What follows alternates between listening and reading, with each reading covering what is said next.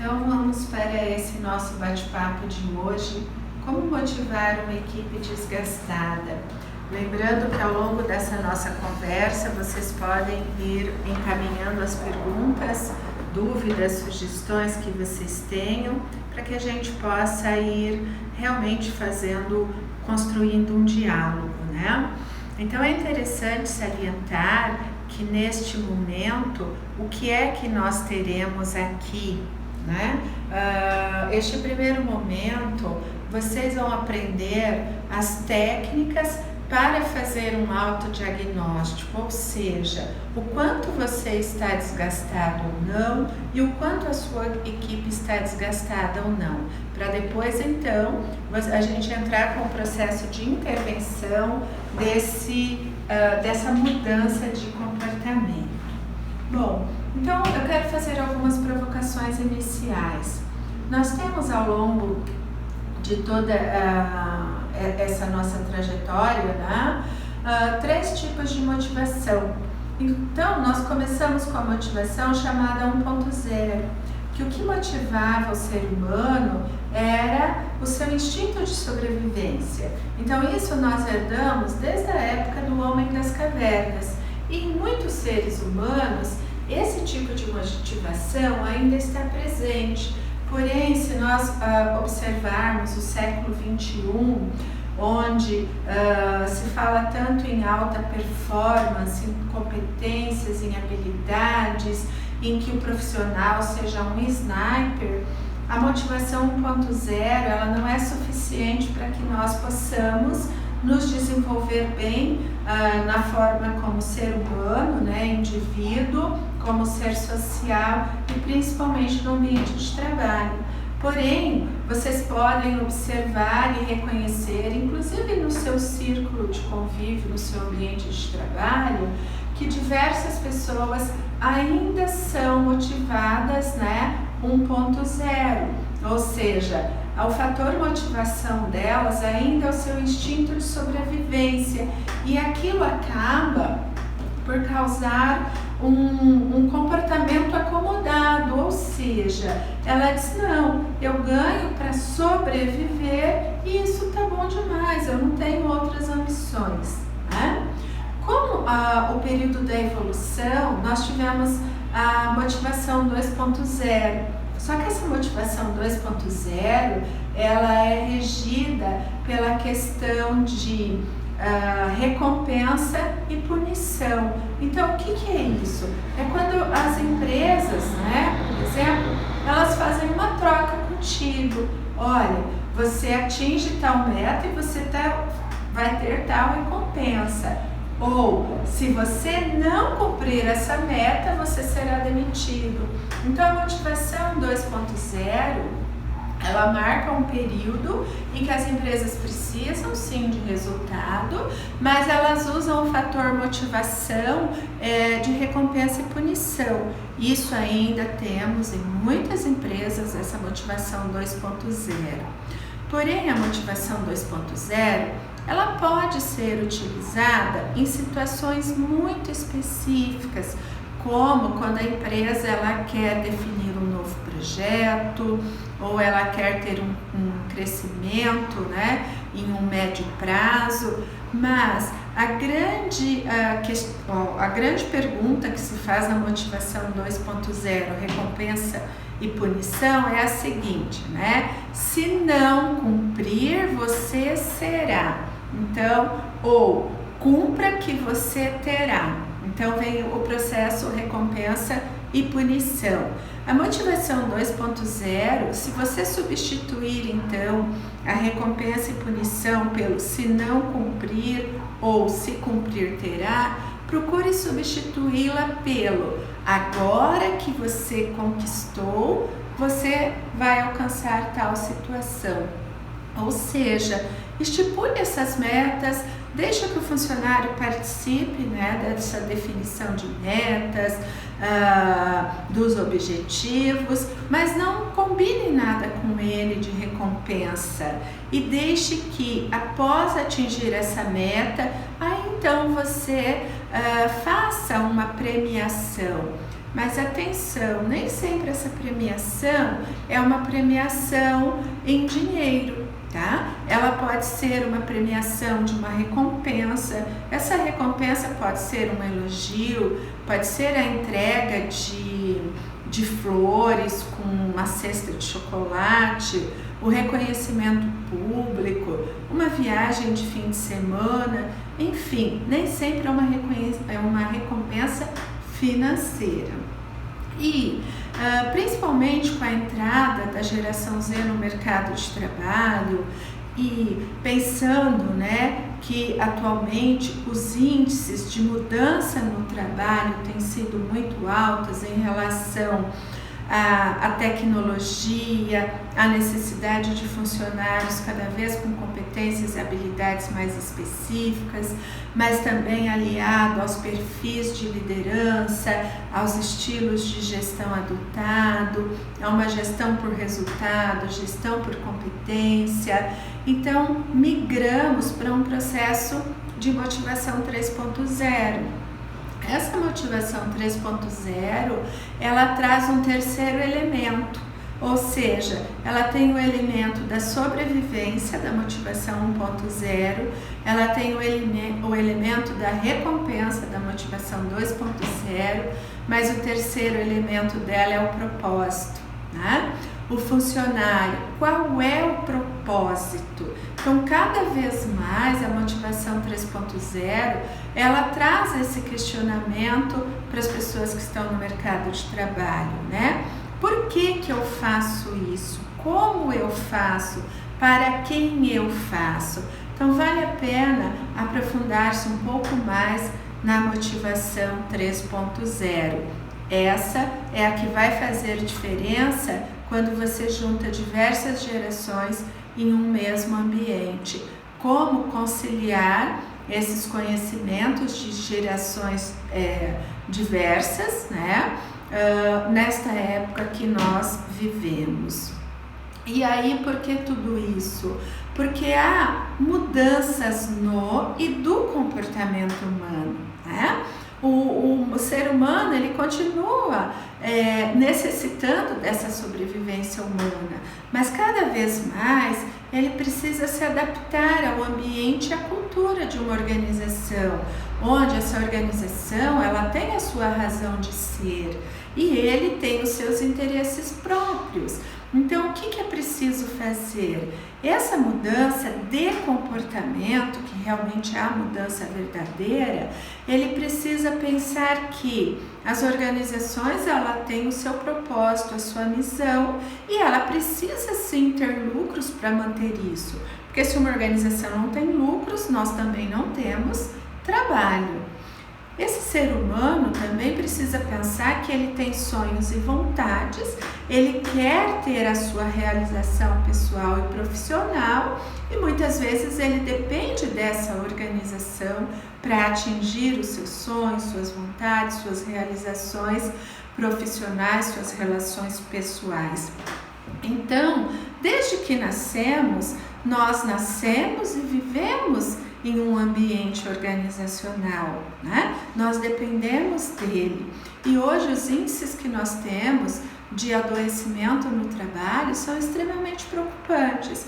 Então, o porquê este foco no e do comportamento do ser humano? Para que a gente possa desenvolver competências e habilidades humanas, principalmente no que tange as competências socioemocionais, e no que tange a empresa, desenvolver as competências técnicas. Só assim esse ser humano vai conseguir alinhar a sua perspectiva pessoal, seu objetivo pessoal com o objetivo organizacional. E aí sim, então, nós temos esse entrelaçamento, né?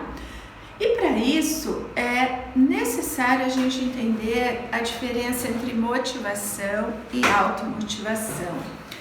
Não é uma diferença apenas na escrita, tá? Quando nós pegamos, nós temos aqui claramente, esse cachorrinho, ele é motivado. E esta moça, né, que parece que ela está desesperada, mas na verdade ela está totalmente eufórica, isto é estar automotivada. Então, quando eu falo motivação, eu estou falando um motivo que leva à ação. Motivo, ele é sempre externo, ele é sempre extrínseco, né? E a ação tem que ser gerada a partir do interno do ser humano. Então, por exemplo, esse cachorrinho, ele está subindo um escorregador pelo lado contrário, porque alguém está ofertando para ele um prato de comida.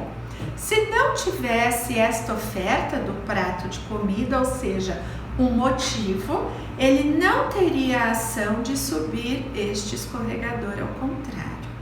Então, pense bem, se você é uma pessoa que precisa sempre de motivos para levar você a uma ação, você é um ser humano que não encontra dentro de si aquilo que te leva a realizar algo.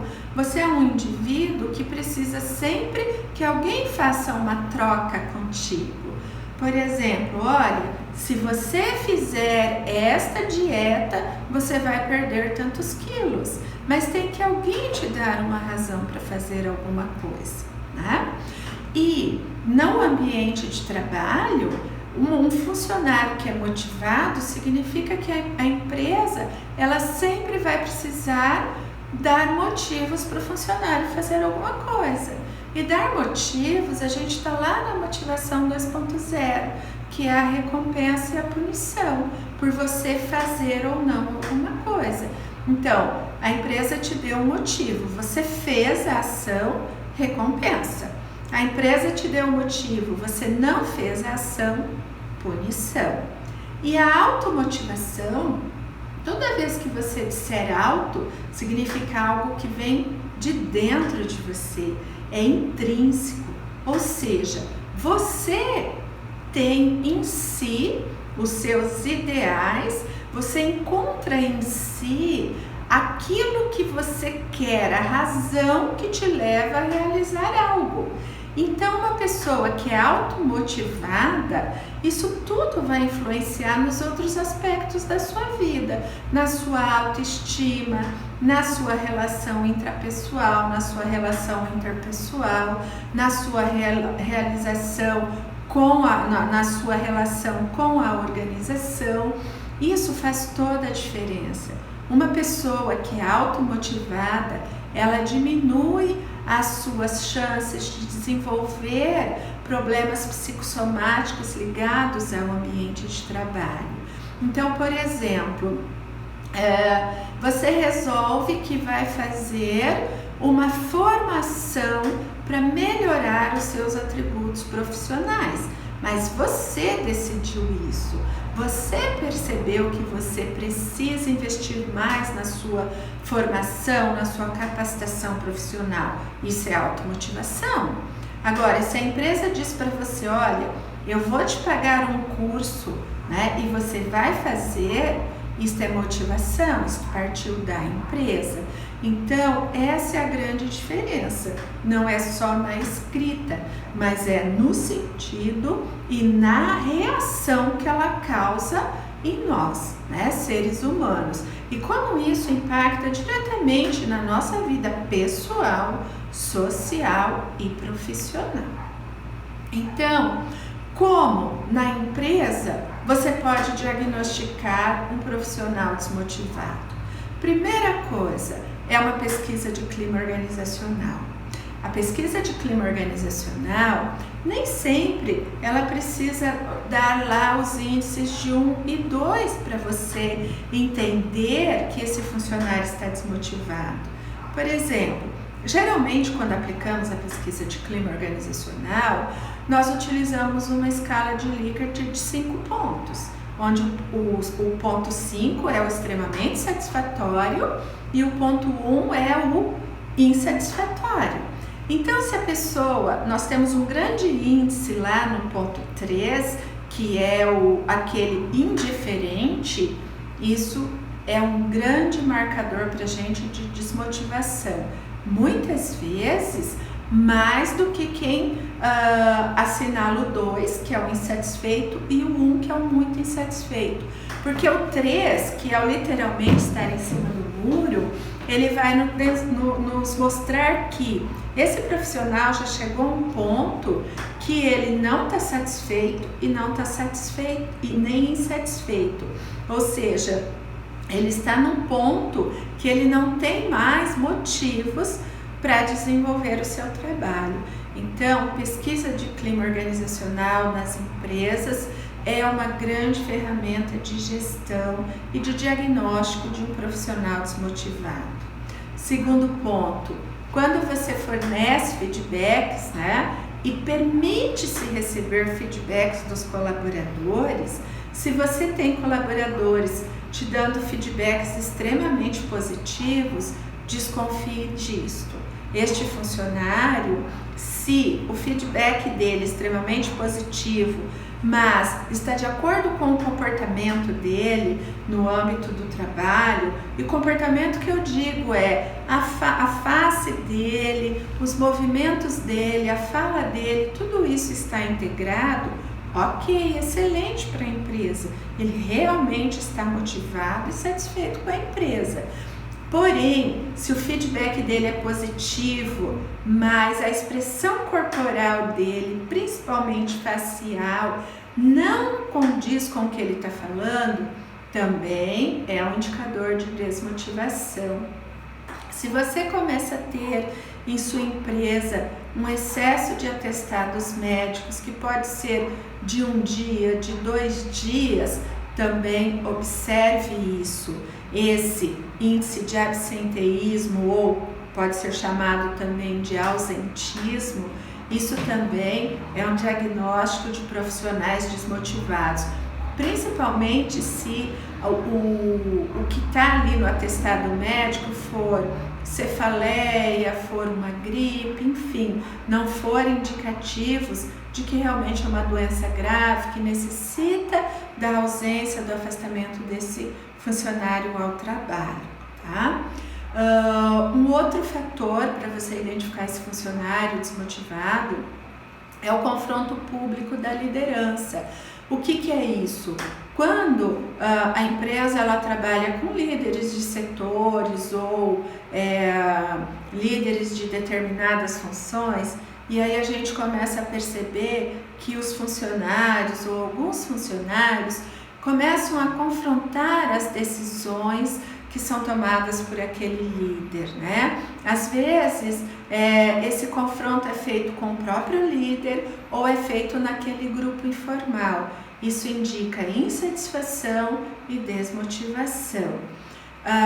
Um outro ponto, quando você tem profissionais que começam a confrontar e desafiar as regras da empresa, isso é um fator de que, além desse funcionário estar desmotivado, pode ser que a sua gestão imediata também não esteja atento aos processos que são desenvolvidos, pode indicar que essa gestão imediata ela não orienta este funcionário, o que também pode indicar que ela não tem a competência, ou seja, aquele conjunto de conhecimento, habilidade e atitude para aquela função, tá?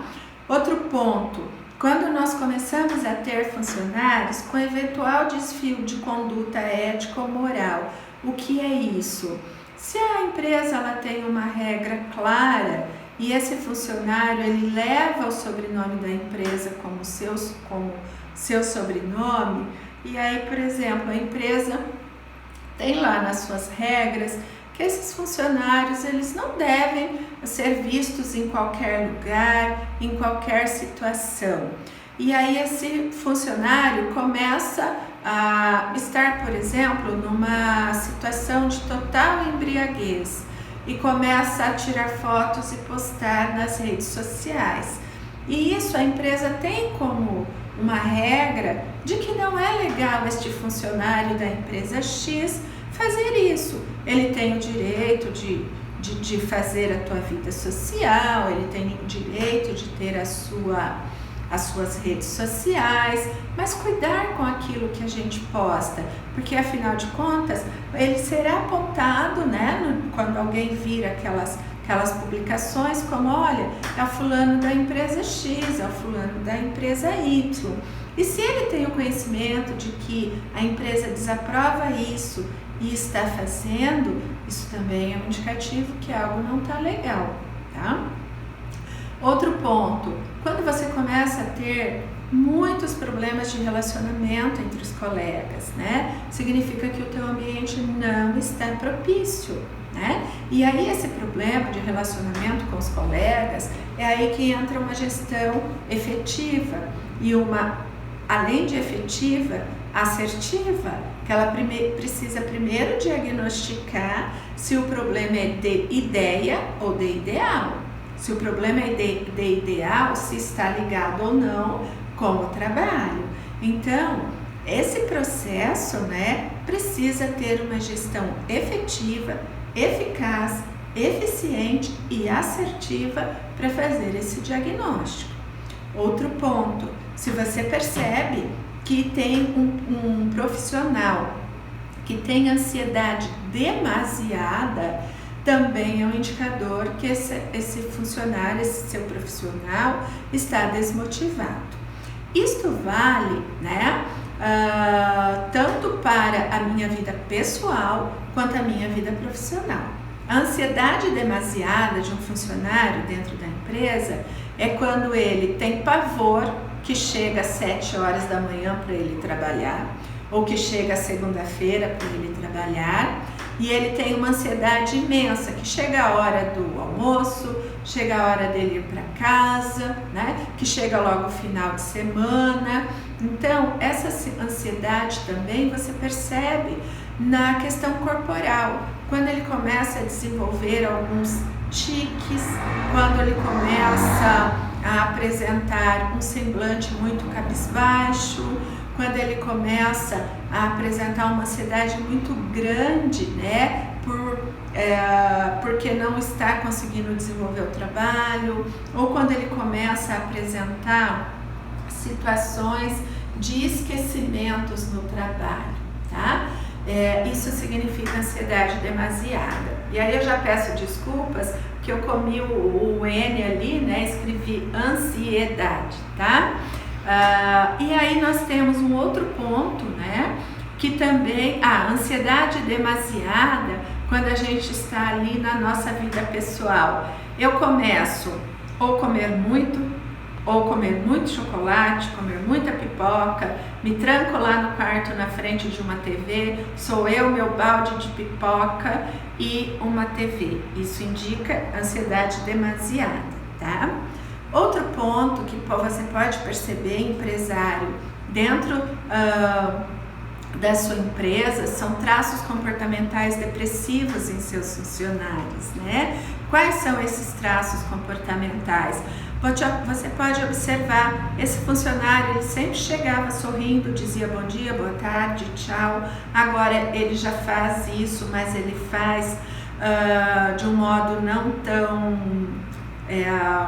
voluntário, né? Mas ele faz mais por uma obrigação e num tom de voz diferente. Ele começa a diminuir a questão de conversar com os outros, ele começa a diminuir a questão de relacionar-se com o outro.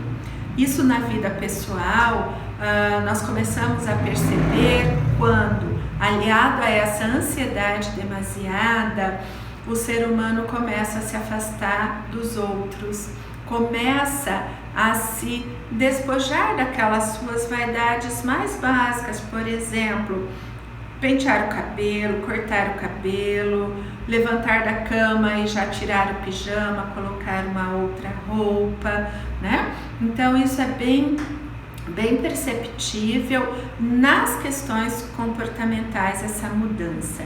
E por último, a postura pessimista, que você também percebe tanto no ambiente de trabalho quanto na vida pessoal. Então, por exemplo, no ambiente de trabalho, quando você reúne e diz, olha, vamos fazer este projeto, e aí esse ser humano, tudo que ele for dizer para ti, ele já vai começar, não, isso não dá certo, isso dá muito trabalho, isso vai levar muito tempo, mas a gente não tem público-alvo para isso.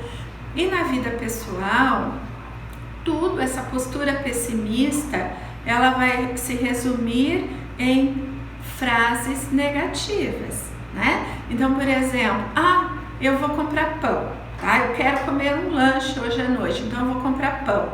E aí ele já vai te dizer, não vai não, porque a fila das padarias estão imensas. Aí você diz para ele, não, eu vou sim. Quando você chega para entrar lá na padaria, não tem ninguém. E aí você olha para a carinha dele, né, e só dá uma mexidinha de ombros. Então, cada vez mais você vai perceber essa postura pessimista, que esse indivíduo ele não consegue iniciar nenhuma frase de forma afirmativa, mas tudo negativa. Então, esses são alguns indicadores de você identificar um profissional desmotivado. Bom, então, vocês já entenderam um pouco como identificar esses traços, né, de falta de motivação nesse ambiente de trabalho. Vocês também aprenderam um pouco a motivação 1.0, 2.0 e 3.0. E também o que é motivação e o que é automotivação. Então agora, como motivar uma equipe esgotada e sem forças? Primeiro ponto, identifique qual é a motivação de cada membro de sua equipe, tá? Isso é pertinente para a vida profissional, para o desempenho da empresa e também você como ser humano, você precisa identificar o que é que te motiva. A partir do momento que você identificar o que é que te motiva, você vai conseguir fazer um plano de desenvolvimento pessoal. Então vamos lá, nós temos o ser humano 3 tipos de motivo: o motivo de realização, o motivo de afiliação e o motivo de poder. O que é isso? Motivo de realização é quando este ser humano, o que o motiva é ter desafios, mas desafios que ele consegue parametrizar e ele consegue atingir os objetivos, vencer esses desafios. É quando esse motivo de realização, eu me planejo, eu me organizo e eu consigo realizar. É quando lá no meu trabalho eu tenho os meus projetos e eu consigo atingir, né? O perfil do ser humano que se motiva por realização, ele trabalha bem em equipe, só que ele cobra que esta equipe também desenvolva o seu papel, tá? O motivo de afiliação. O motivo de afiliação é aquela pessoa que ela trabalha extremamente bem em equipe, ela tem um desenvolvimento das relações interpessoais fantásticas, ela sente-se automotivada quando ela pertence a uma equipe, quando ela se sente benquista naquela equipe, quando ela se sente bem vista, valorizada, elogiada, que ela faz parte, ou seja, ela precisa sentir-se partícipe daquele trabalho.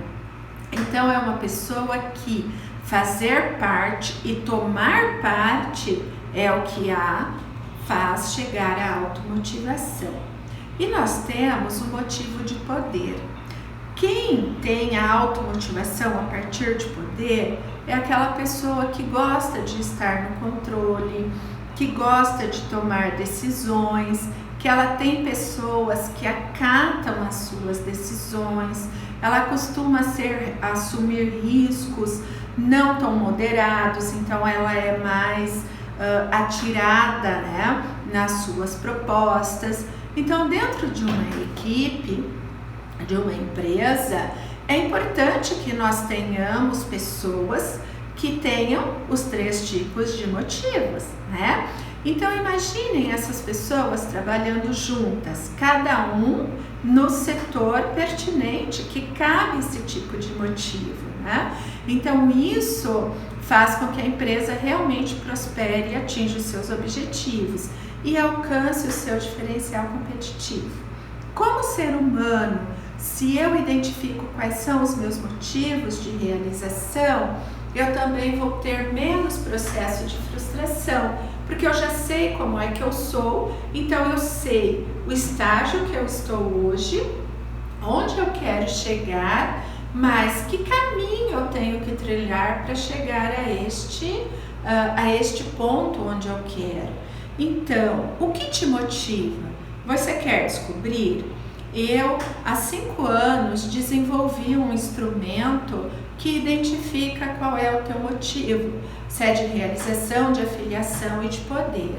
E após todos os testes exigidos, para validar esse instrumento, ele foi validado pelo Hospital das Clínicas da Universidade Federal do Rio Grande do Sul e ele já tem sido utilizado há algum tempo. E o que é um instrumento validado?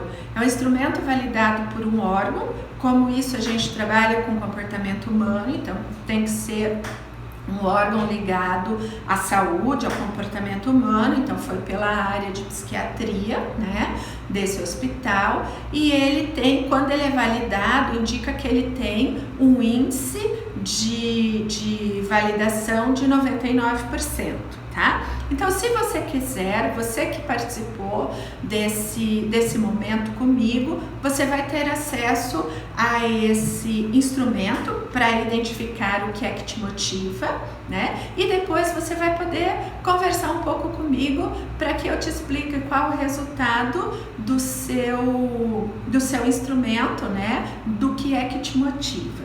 E aí uma coisa eu posso antecipar. Todos nós vamos ter característica dos 3 tipos de motivo, tá? Porém tem um que ele é mais latente, que é esse que nos leva para o atingimento dos nossos objetivos. Então é isso que fará a diferença na tua vida como pessoa e na tua vida como profissional. Vocês que fizeram a inscrição para estar nesse momento comigo, responderam alguns questionamentos, E ali as pessoas manifestaram-se que elas queriam saber, então, se elas precisam ser automotivadas para poder motivar a equipe, como é que ela pode se automotivar. Então, isso é o primeiro passo que a gente pode dar, que é fazer esse diagnóstico, do que é que nos motiva. E aí sim, antecipando muito rapidamente, sim, eu preciso estar automotivado, eu preciso ser automotivado para poder trabalhar com a minha equipe nesse sentido que eles possam desenvolver. Bom, se hoje eu sou uma pessoa que eu preciso ser motivada, eu posso me tornar um sujeito automotivado? Pode! E aí você vai me perguntar, mas o que eu devo fazer? Competências e habilidades. Você precisa desenvolver competências e habilidades. Bom, então, algumas ações para levar o indivíduo à automotivação. Isso para você empresário, para você gestor.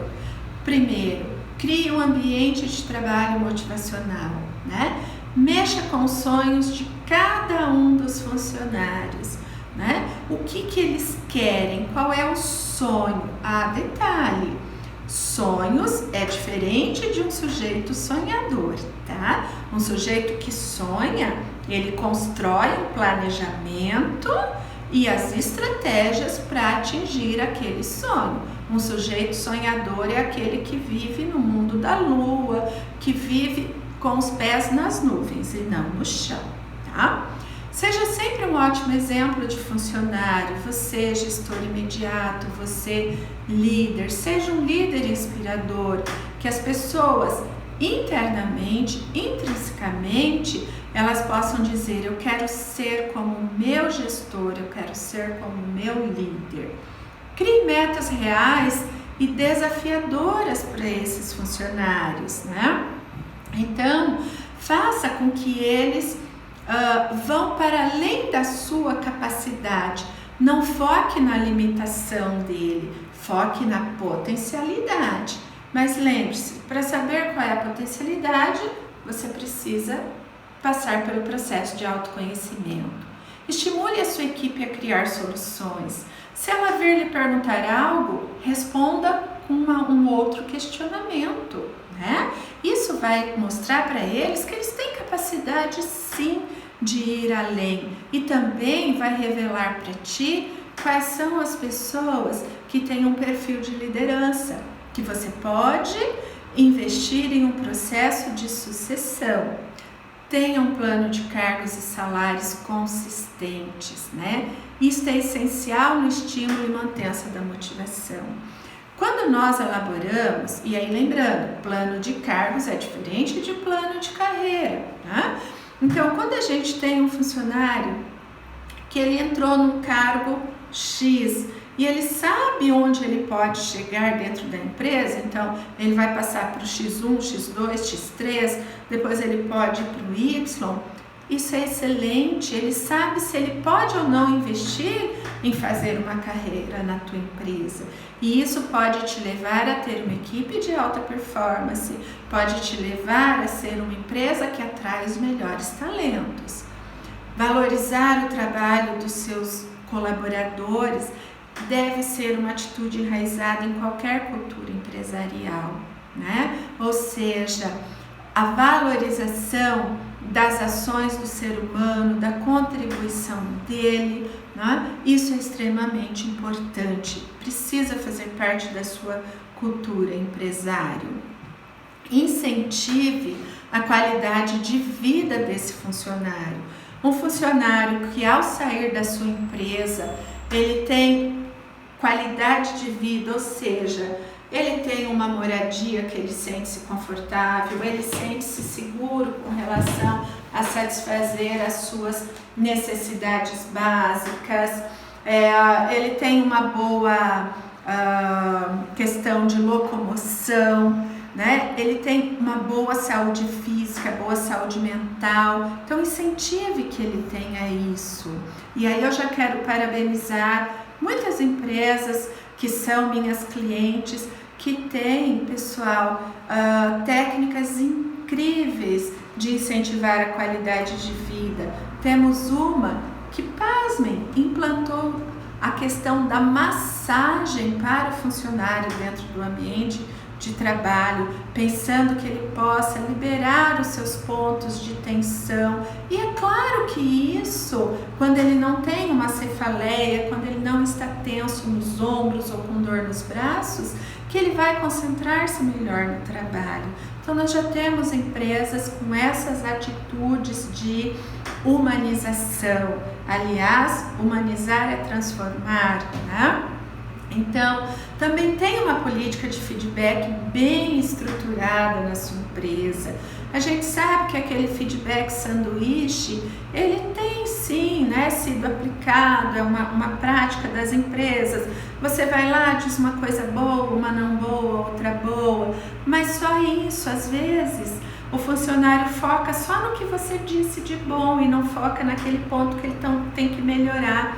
Então, apesar do feedback ser uma retroalimentação, foco no feedback proativo. Mesmo que você tenha uma empresa que tem muitos funcionários, quem pode fazer isso é o gestor imediato, é o seu líder, né? Então, faça isso diariamente ou semanalmente, antes que venha acarretar problemas. Pessoal, feedback é uma ferramenta de gestão de pessoas fantástica, mas quem vai dar esse feedback precisa ser bom comunicador, precisa conhecer o comportamento humano, precisa entender um pouco de funcionamento das pessoas e principalmente precisa também saber receber um feedback, receber uma crítica, né? E aí, isso vale agora para minha questão empresarial e para minha questão pessoal. Melhore sua employer brand, ou seja, melhore a sua marca de empregabilidade. Empresa, torne-se uma empresa onde as pessoas queiram trabalhar por tudo aquilo que a empresa preza, que é a sua missão, por tudo aquilo que a empresa tem de visão, tem de valores, né? por tudo aquilo que ela desenvolve. Isso vai auxiliá-la em que você atraia os melhores talentos, melhore a sua empregabilidade, melhore a empregabilidade, diminua o seu índice de rotatividade, de absenteísmo e melhore o seu número de produtividade. E você, indivíduo profissional, melhore também a sua marca de funcionário ou a sua marca de profissional. Invista na sua capacitação, tenha esse processo de mudança interna, de desenvolver que você seja um funcionário automotivado, produtivo e que principalmente entregue aquilo que você promete. E aí, que tal elaborar o seu plano de desenvolvimento pessoal para atingir a sua automotivação? Também, para quem está nesse momento conosco, que se inscreveu, vocês vão ter disponível, esse plano de desenvolvimento pessoal para fazer com o meu auxílio. É isso aí, pessoal. Neste momento, eu quero deixar isto com vocês. Um novo começo, todos os dias, pois Albert Einstein, um cérebro que é estudado até hoje, das 8 inteligências que o nosso cérebro possui, foi o único que se conhece a dominar 4 inteligentes. Por isso, um cérebro estudado até hoje com uma capacidade imensa. E entre uma dessas inteligências era a inteligência socioemocional. Tudo é possível, desde que no conceito de competência, um conjunto de conhecimento, habilidade e atitude, eu tenha a atitude. Porque o conhecimento, qualquer um pode lhe proporcionar. A habilidade, você pode desenvolver com alguém lhe proporcionando, mas a atitude, essa é interna, só depende de vocês.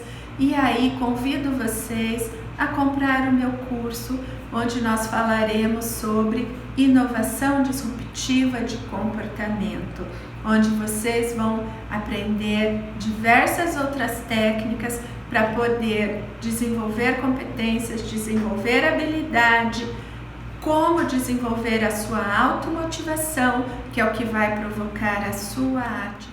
Esse curso estará disponível para vocês fazerem a inscrição em algum link por aqui. Eu confio tanto nisso, Eu estou no mercado de trabalho há 33 anos e alguns meses, em março completando 34.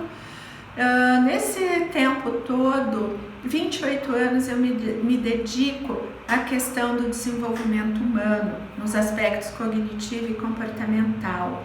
E aí, então, neste curso, eu quero trabalhar com vocês diversos aspectos que vocês não vão precisar levar 28 anos para aprender.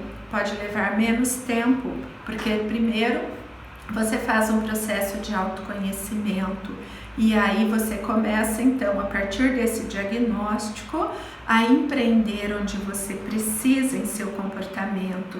E eu confio tanto nessas técnicas que eu te dou uma garantia incondicional. Você vai comprar o curso, você vai fazer esse curso totalmente online e se você não conseguir fazer o seu diagnóstico, entender as suas e descobrir as suas potencialidades, ou seja, onde você precisa desenvolver para se tornar um sujeito automotivado, com competências e habilidades necessárias para ser um profissional diferenciado, eu devolvo o dinheiro do seu investimento. Ok? Obrigada pela atenção de vocês.